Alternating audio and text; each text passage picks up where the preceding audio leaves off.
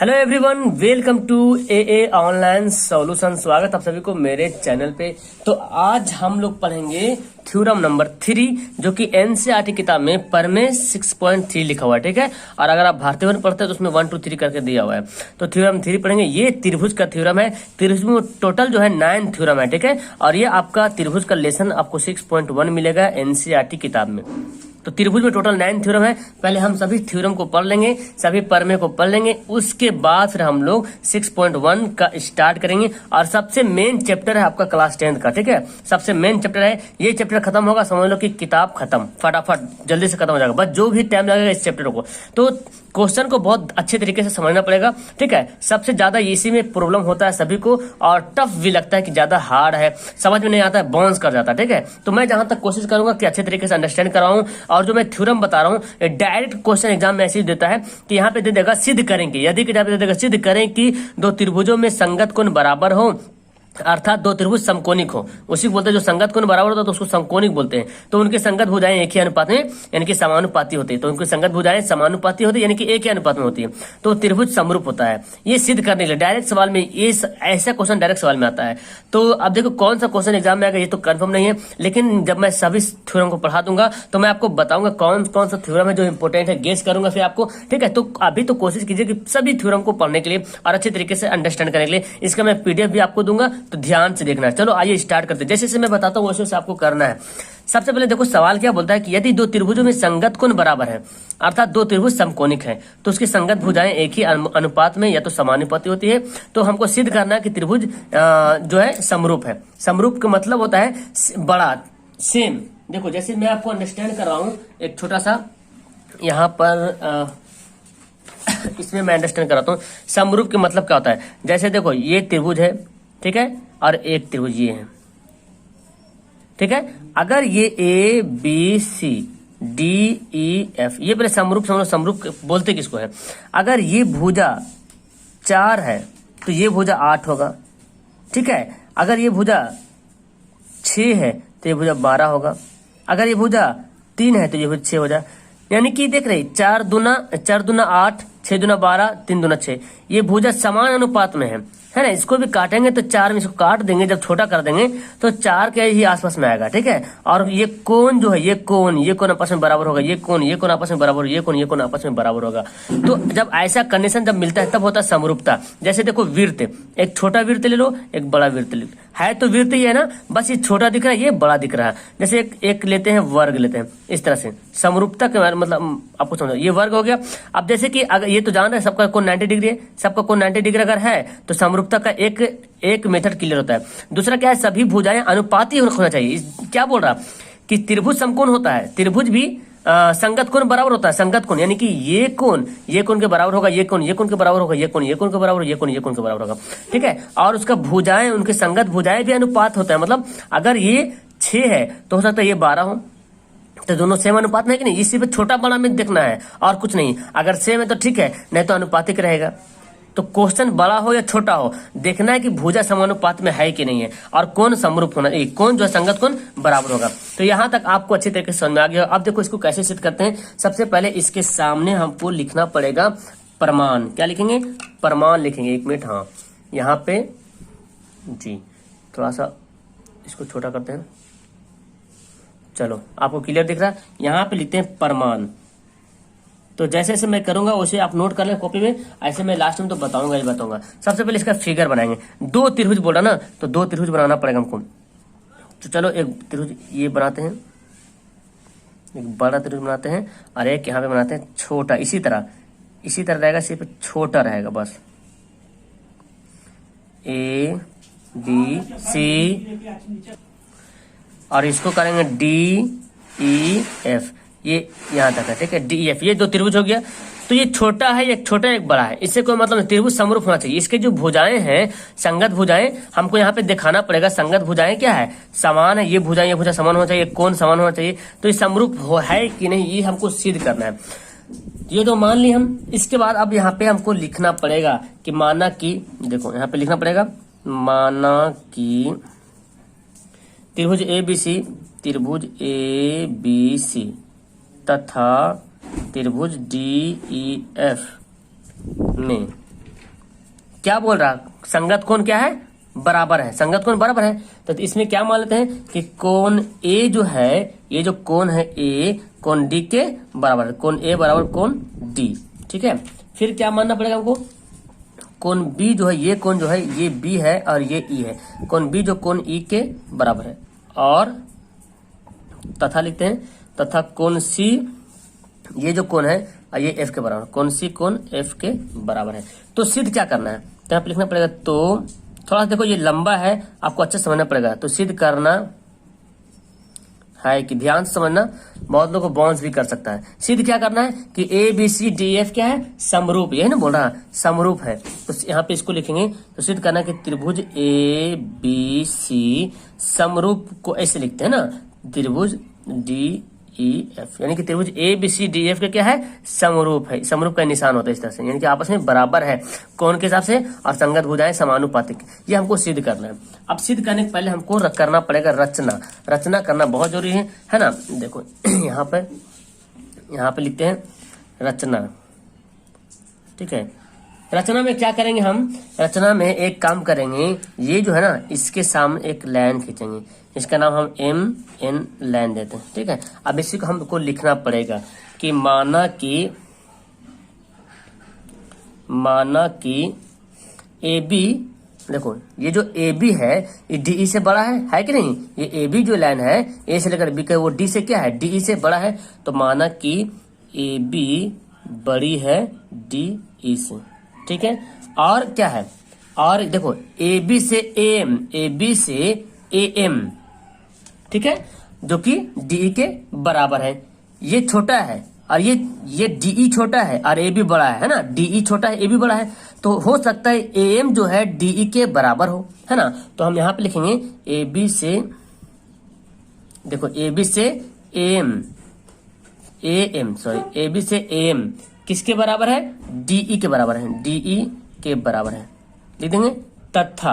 तथा AC, देखो AC से AN किसके बराबर होगा, DF के बराबर होगा। तथा AC से AN बराबर है DF के। काटा का मतलब क्या हुआ, इसके बराबर हम काटे, ये लाइन जो MN लिए ना वो काट रहे। तथा फिर क्या किए, MN को मिलाया, ये हम किए रचना में, ठीक है। इतना हम रचना में कर दिए।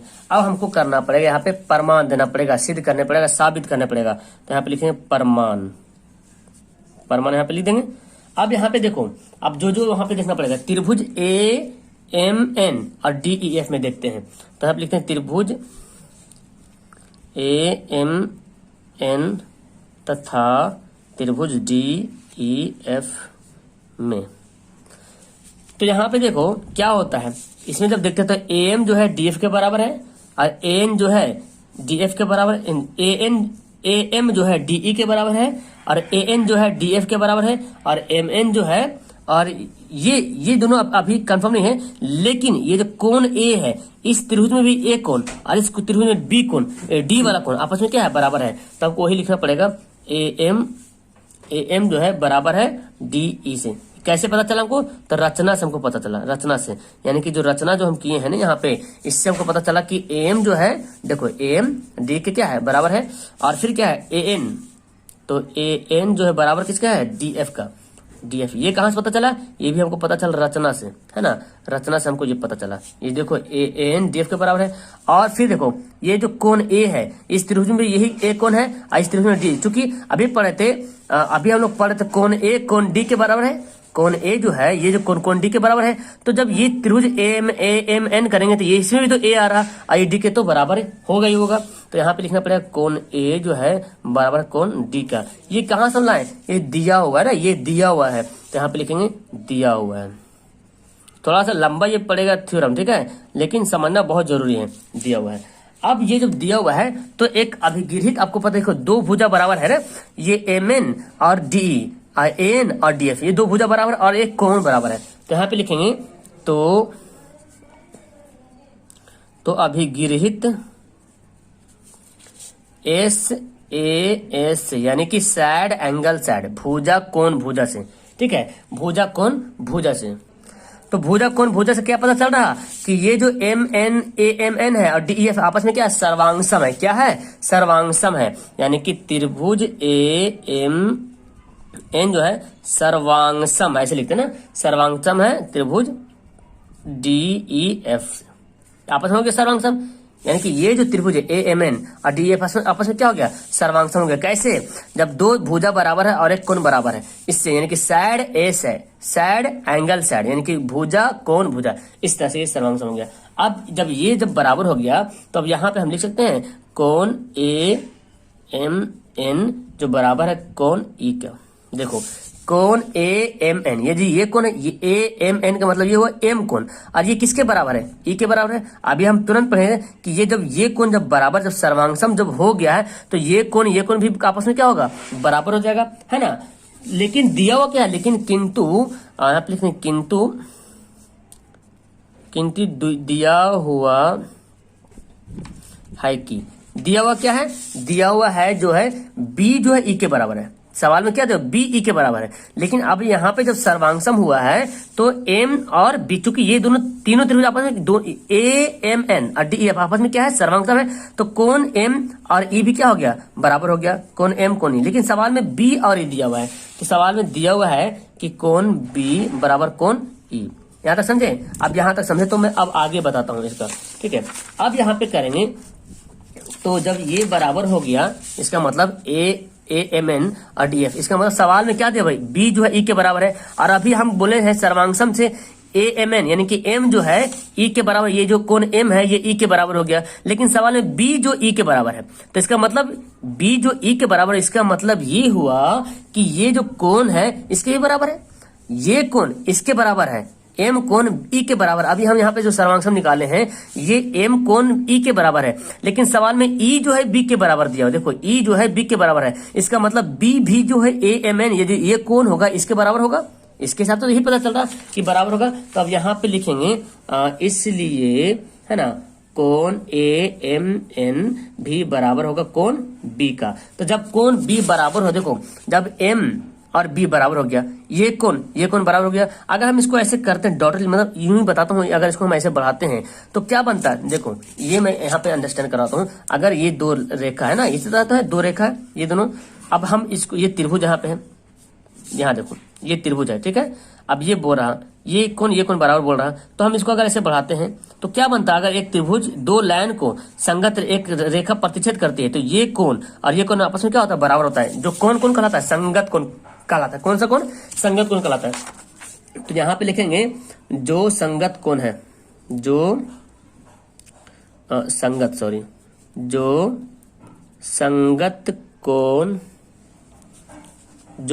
कोण है, यहां लिखें।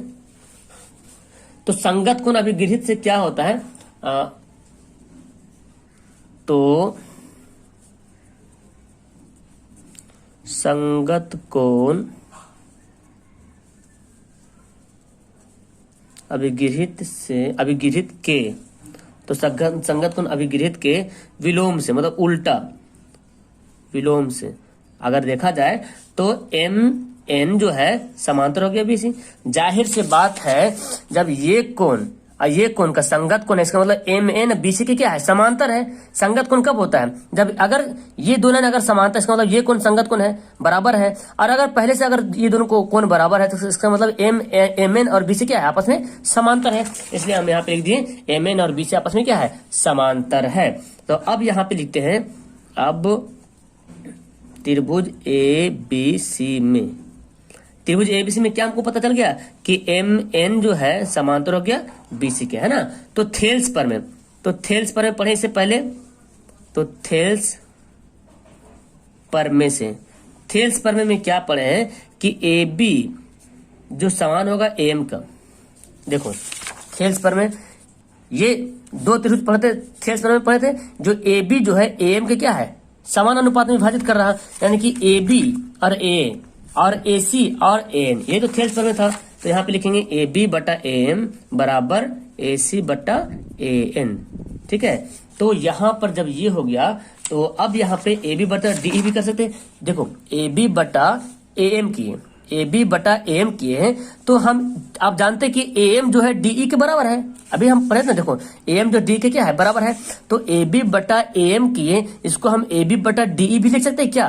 क्यों नहीं लिख सकते? जरूर लिख सकते हैं। जब ए सी बटा ए एन किए तो ए सी बटा डी एफ भी लिख सकते हैं, क्योंकि ए एन और डी एफ आपस में क्या है, बराबर है। तो अब यहाँ पे लिखेंगे, यहाँ पे हम कर लेते हैं, और ए बी जो बराबर हो गया डी ई के, और यहाँ पे ए सी बराबर हो गया डी एफ से। अब ये कहां से लाए? तो ये हम लाए रचना से। कहां से लाए? रचना। देखो यहाँ पे लिख देते हैं कहां से हम जो लिए हैं, रचना। देखो रचना में तो लिखा हुआ है ना, रचना में ए बी डी के बराबर है और ए एन डी एफ के बराबर है, रचना से हम लिए हैं। तो रचना से यहाँ तक ले लिए। अब इसी प्रकार हम यहाँ पे लिख देते हैं, यहाँ पे हमको कुछ लिखना पड़ेगा। लिखते हैं इसी प्रकार बी ए तथा बी सी से क्रमशः ईडी तथा ईएफ के बराबर काटने पर यह सिद्ध कर सकते हैं। देखो मेरे से अच्छा आप लोग की राइटिंग होगी, इसलिए आप लोग अच्छा से लिखना, ठीक है। तो क्या बोला, बी ए तथा बी सी से, देखो यहाँ समझो, बी ए तथा बी सी से, बी ए तथा बी सी से क्या बोलता है, बी ए तथा बी सी से क्रमशः बी ए पर ई डी और बी सी पर ई एफ। देखो बी ए पर बी डी और क्या बोलता है, और बोलता है बी सी यहाँ पे बी सी से ई एफ। अगर यहाँ पे ई एफ करते हैं, बी सी ई एफ, देखो यहां समझो, बी ए बोला क्या, बी ए से बी सी, ये और ये, और फिर आपका बी ए से ई डी। देखो बी ए और ई डी और बी सी और ई एफ। जब इसको हम बराबर करेंगे तो हम क्या सिद्ध कर सकते हैं, सिद्ध यहाँ पे कर सकते हैं कि ए बी जो बराबर है ए डी के, है ना, और बी सी, ये बी सी जो बराबर है ई एफ का। तो यहां पे हमको लिखना पड़ेगा कि ए बी बट्टा डी ई, ये अनुपात, और बी सी बट्टा ई एफ, है ना। देखो ये ए बी का जो है और ये रेशियो है, और ये जो बी सी का है ये ओ ई एफ का रेशियो है। देखो इस त्रिभुज में ए बी और इस त्रिभुज में डी ई, इस त्रिभुज में बी सी, इस त्रिभुज में ई एफ, ये आपस में रेशियो में क्या, आपस में बराबर है। तो अब यहाँ पे लिख सकते हैं कि ए बी बटा डी ई बराबर हो गया बी सी बटा ई एफ। जब ये दोनों बराबर हो गया तो ए सी बटा डी एफ भी बराबर हो जाएगा, है ना। देखो ये कैसे दिया हुआ है, तो ए सी बटा डी एफ, जब ये आपस में बराबर हो जाएगा तो ए सी बटा डी एफ भी बराबर हो जाएगा। तो साथ ही क्या दिया हुआ है यहाँ पे आपको लिखना पड़ेगा, साथ ही दिया हुआ है कि क्या दिया हुआ है, कोण ए जो है कोण डी के बराबर है ना, ये तो दिया हुआ था। देखो कोण ए कोण डी के बराबर, कोण बी कोण ई के बराबर। तो यहाँ पे लिखे हैं कोण ए कोण डी के बराबर है, कोण बी बराबर कोण सी है, और कोण बी बराबर कोण ई है, सॉरी, और कोण सी बराबर कोण एफ है। तो ये जब आपस में जब बराबर हो गया, देखो संगत होने के लिए ही चाहिए। देखो भुजा आपस में क्या हो गया, समान हो गया। जो भुजा होता ए बी बटा डी ई, देखो ए बी बटा डी ई और बी सी बटा ई एफ और ए सी बटा डी एफ, ये तो हम कर दिए, समान अनुपात में कर दिए। और कोण हमारा तो दिया हुआ ऑलरेडी पहले से, तो कोण पहले से बराबर था, जो दिया हुआ था, हमको भुजा बराबर करना था, तो भुजा बराबर कर दिए। तो जो समरूप जब त्रिभुज होता है तो यही दोनों तो होता है, जो कोण उसका बराबर होना चाहिए। ये सवाल में पहले दिया कोण समान बराबर है, संगत कोण बराबर है, लेकिन भुजाएं हमको बराबर करना जरूरी था। तो भुजाएं जब संगत सेम अनुपात में, भुजाएं जो कैसे बराबर है, सेम अनुपात में बराबर हो गया, तो सेम अनुपात में जब बराबर हो गया तो यहाँ पे लिखेंगे इसलिए त्रिभुज ए बी सी सर्वांगसम है त्रिभुज डी ई एफ का। यह हो गया आपका प्रूव्ड। तो मैं समझता हूं कि वीडियो में आपको परेशानी हो रही होगी, समझ में बहुत से नहीं आ रहा होगा, बाउंस कर रहे होंगे। तो ये कुछ ऐसा विषय ही है जो कि बाउंस करने वाला। तो जो मैं आपको बताया उसको अच्छे से फिर से समझिएगा। यहाँ देखो इस सवाल को मैं फिर से कराऊं, और यहाँ पे आप इसको स्क्रीनशॉट भी चाहो तो ले सकते हो, और इसका मैं पीडीएफ भेज दूंगा, मैं आपको बता दूंगा, ठीक है। और अगर आपको नहीं समझे तो एक बार फिर से वीडियो रिप्ले कर लेना, तो आपको बहुत अच्छे तरीके से समझ में आएगा। मैं तो पूरी कोशिश किया हूँ। अब देखो, अब अगर आपको इसका पीडीएफ लेना है तो टेलीग्राम एप्लीकेशन डाउनलोड करो प्ले स्टोर से और वहां पे सर्च करो AA ऑनलाइन सॉल्यूशन PDF, ये ग्रुप का नाम है, ठीक है। टेलीग्राम पर वहां पे PDF नाम का ग्रुप, 2 ग्रुप आएगा, लेकिन एक में ज्यादा है, एक में कम। तो ए ऑनलाइन सोल्यूशन का वहां पे लोगो लगा हुआ है, ठीक है। ये ए ऑनलाइन सोल्यूशन का लोगो लगा हुआ है, उसी में ज्वाइन होना, उसी में PDF आपको मिल जाएगा, ठीक है। डोंट वरी, टेंशन मत लेना। और जो मैं PDF बता रहा हूँ, जो मैं बता रहा हूँ, आप अपने कॉपी पर अपने से लिखना, बिकॉज मेरे से अच्छा आपकी राइटिंग है, मैं जानता हूँ, ठीक है। और मैं जहां तक कोशिश किया हूँ कि आपको अच्छे तरीके से अंडरस्टैंड कराऊं, कोशिश, उम्मीद है कि आपको समझ में भी आया होगा, है ना। तो चलो मिलता हूँ नेक्स्ट वीडियो में। अच्छी लगी वीडियो तो लाइक वाइक कर देना, पहली बार है तो चैनल को सब्सक्राइब भी कर लेना, ठीक है। Okay, that's all, thank you everyone, have a nice day.